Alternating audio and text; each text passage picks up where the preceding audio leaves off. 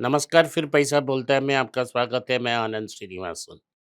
Gold की rate आज बढ़ी है, ₹270 बढ़ी है, 14,500 तक पहुंच गया है 22 कैरेट गोल्ड। और 24 कैरेट गोल्ड लगभग 16,000 तक पहुंच गया है। सिल्वर में ₹10 की हाइक बोल रहे हैं, लेकिन मैं आपको चेतावनी देते रहूंगा कि चांदी का दाम एक्चुअली 2,10,000 के ऊपर नहीं है।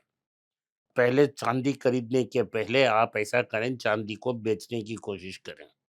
जो बेचने का रेट है, वही एक्चुअल रेट है, वो 210 220 में है। यूएस डॉलर और स्ट्रेंथन हो गई है, भारत की रुपया और गिर गई है, 91 910 तक पहुंच गई है। एक ज़माने में 91 90 थी, उसके बाद यूएस ट्रेड डील के कारण 90 75 तक ऊपर गई थी, लेकिन उधर से गिर गई। आज मार्केट लगभग 200 पॉइंट नीचे है और बैंक निफ्टी 450 पॉइंट नीचे। कल 3 दिन से मार्केट जो 50-100 पॉइंट ऊपर चल रहा था, 75 पॉइंट, वो एक ही दिन में -200 पॉइंट नीचे आ गई है। अगर आज जब ऊपर भी गई है, तो कल परसों नीचे आ जाएगी। आज की मुख्य समाचार क्या है? पहला समाचार ये है कि इंटरनेशनल मॉनेटरी फंड ने कहा है कि चाइनीज़ इकोनॉमी हाइली अनबैलेंस्ड है। उन्हें अपनी चाइनीज़ इकोनॉमी को ठीक करना पड़ेगा और ओवर सप्लाई को कंट्रोल में लाना पड़ेगा। कंजम्पशन को बूस्ट करना पड़ेगा ताकि लोगों की जेब में पैसा आ जाए। ये मैन्युफैक्चरिंग गुड्स को दुनिया पर सप्लाई कर कर और रिकॉर्ड सरप्लस बनने से कोई प्रॉब्लम सॉल्व नहीं होगा। यही उनका एडवाइस है। इकोनॉमी को रीबैलेंस करना पड़ेगा। इसके लिए इंडस्ट्रियल सब्सिडी को उनको कट करना पड़ेगा। तो चाइना क्या करेगा, हम वेट कर कर ही देख पाएंगे। लेकिन अगर चीन के पास एक आध $1 ट्रिलियन का सरप्लस है, फॉरेन असेट्स खरीद रही, जैसे उन्होंने पूमा को रिसेंटली खरीदा, उसके बाद वो गोल्ड को भी एक्यूमुलेट कर रहे हैं और लॉन्ग डेटेड यूएस ट्रेजरी को बेच रहे हैं। कमोडिटी रैली खत्म हो गया, वैसा एक एनालिस्ट ने बोला। मुझे दूसरे कमोडिटी के बारे में पता नहीं, गोल्ड का रैली अभी तक खत्म नहीं हुआ। गोल्ड एक नैरो रेंज में ट्रेड हो रहा है, बिटवीन 4,800 टू 5,000। मैं कह रहा हूँ एक ब्रॉडर रेंज दे रहा हूँ, 14,700 600 से लेके 13,500 तक ट्रेड हो रहा है। ये नीचे ऊपर के सिलसिला जुलाई तक जारी रहेगा, जब तक एक नया फेडरल चीफ नहीं आया। तो उसमें अनेक प्रॉब्लम्स हैं। केविन वॉश को सेनेट कंफर्म नहीं करेगा, वो धमकी दे रहे हैं। और कुछ गवर्नर्स हैं फेडरल रिजर्व के, उन्होंने कहा है कि इन्फ्लेशन बहुत स्टिकी है, रेट को बढ़ना चाहिए। अगर केविन वॉश के पहले रेट को इंक्रीज करते हैं तो गोल्ड के लिए खतरा का घंटी लग सकती है। लेकिन केविन वॉश कहते हैं कि वो रेट कट कर सकते हैं। तो गोल्ड का डायरेक्शन रेट कट के ऊपर डिपेंडेंट है और यूएस डॉलर की स्ट्रेंथ के बदौलत डिपेंडेंट है। टाटा सन्स ने कहा है कि वो एन चंद्रशेखर को एक और टर्म देंगे। एन चंद्रशेखर 62 साल के हैं और जब टर्म खत्म होगा 67 तक हो जाएंगे। तो रूल्स को बदलना पड़ेगा, क्योंकि टाटास की रूल की तरह एग्जीक्यूटिव पोजीशन में जो हैं वो 65 में रिटायर होना चाहिए।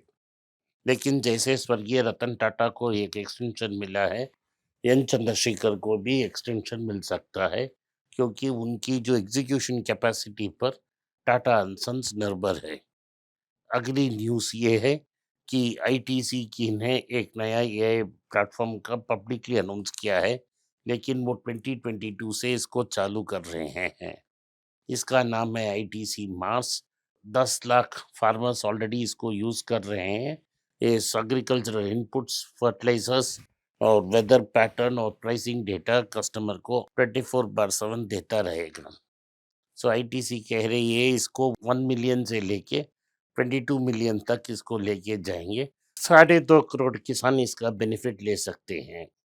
ये रियली खुशखबरी है और भारत में एआई का एक प्रॉपर यूज़ है। कल जो गलगोटिया की प्लेटफ़ॉर्म रेस हुआ, उसके बाद ये राहत का न्यूज़ है। ज़ाइडस लाइफ साइंसेज़ को बेनाटॉन नाम का एक टैबलेट का अप्रूवल मिल गया है। बेनाटॉन को अमेरिका में ज़ाइडस लाइफ साइंसेज़ बेच सकती है। डॉक्टर रेड्डी ने 2 हार्मोन रिप्लेसमेंट थेरेपी ड्रग्स को मर्क्यूरी फार्मा से एक्वायर कर ली है। ये लंदन बेस्ड कंपनी है। इससे इनकी ग्लोबल फुटप्रिंट इंक्रीज हो सकती है और गायनेकोलॉजी डिपार्टमेंट ये स्ट्रेंथन हो सकती है। इसके लिए उन्होंने $32 मिलियन खर्च की है। टीवीएस मोटर्स ने एक नया लैंडमार्क और कीर्तिमान एस्टेब्लिश किया कि उन्होंने इंडोनेशिया में पहले बार ऐसा हुआ है कि एक भारतीय कंपनी 1 मिलियन व्हीकल्स बेची हैं। 19 साल पहले उन्होंने पहली बार इंडोनेशिया में कदम रखा और वहां मैन्युफैक्चर करने की कोशिश की। टीसीएस की सीईओ जो कीर्तिवासन है, उन्होंने कहा है ये के कारण नौकरी नहीं जाएंगे लेकिन और नौकरी क्रिएट कर जाएंगे।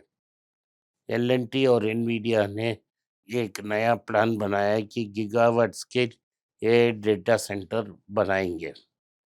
तो ये एल&टी और एनवीडिया का जॉइंट वेंचर प्लान है।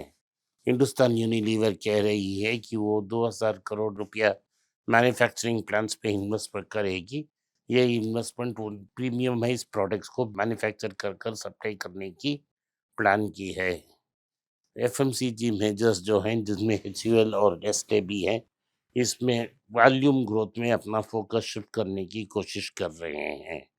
एलआईसी ने आईटी में बेट्स को बढ़ाया और फार्मा बैंक पोजीशंस को ट्रिम किया। ओवरऑल पोर्टफोलियो को रीएडजस्ट कर रही है एलआईसी। एलआईसी के पास 17.5 लाख करोड़ का पोर्टफोलियो है। Chartered accountants institute of India ने कहा है इंडसइंड और जनसॉल का रिव्यू पब्लिश करेगा। बर्कशायर हैथवे ने अपना अमेजॉन की पोजीशन को 75% काटी है और उस पैसे को लेके न्यूयॉर्क टाइम्स की पब्लिशर पे इन्वेस्ट की है। ये परहैप्स बफेट का आखिरी मूव रहा होगा। 115 आईपीओस जिन्होंने ग्रेट फैनफेयर से और शोर शराबे से लॉन्च हुए हैं, इश्यू प्राइस से कम है। आईपीओ लिस्टिंग गेन्स अपनी 7 साल की लो तक पहुंच गई है। स्टील की कंपनियां 7000 करोड़ की आईपीओ की ड्रीम ले रहे हैं। स्मॉल कैप्स बड़े जो स्मॉल कैप्स के महारथी थे, ये सिर्फ 40% अपने पीक प्राइस से 40% कम ट्रेड हो रहे हैं। वॉनबर्ग प्रिंकर्स ने 1200 करोड़ में इंटरग्रेस हेल्थ नाम का एक कंपनी को कंसिडर किया है। उसमें 1200 करोड़ की रुपया डाली है। जैसा ना मैं पहले ही कहा था, बफेट ने अपना पोजीशन अमेजॉन में कम किया है, इसके साथ वो एप्पल में भी कम किया है। तो उन्होंने टेक की बेट्स को कम कर रहे हैं, लेकिन उसी समय गूगल में बड़े इन्वेस्टमेंट कर रहे हैं। उनकी ये प्रेडिक्शन लगता है कि गूगल ये बूम को सर्वाइव कर पाएगा। आज के लिए इतना ही। आपने इस पॉडकास्ट को सुना, इसके लिए मैं आपका आभारी हूँ। हो सके तो वीडियो को लाइक कीजिए, चैनल को सब्सक्राइब कीजिए और बेल नोटिफिकेशन दबाएं। इस वीडियो को अपने दोस्त और रिश्तेदार के पास भेजें और उन्हें देखने की आग्रह करें। नीचे हुए दिए हुए ईमेल पे अपना ईमेल लिखें। हमारा टीम आपसे संपर्क करेगी। धन्यवाद, नमस्कार, जय हिंद। अगर आप मुझसे संपर्क करना चाहते हैं, नीचे दिए गए ईमेल में मेल भेजें। मेरी टीम आपके साथ संपर्क करेगी और मदद भी करेगी।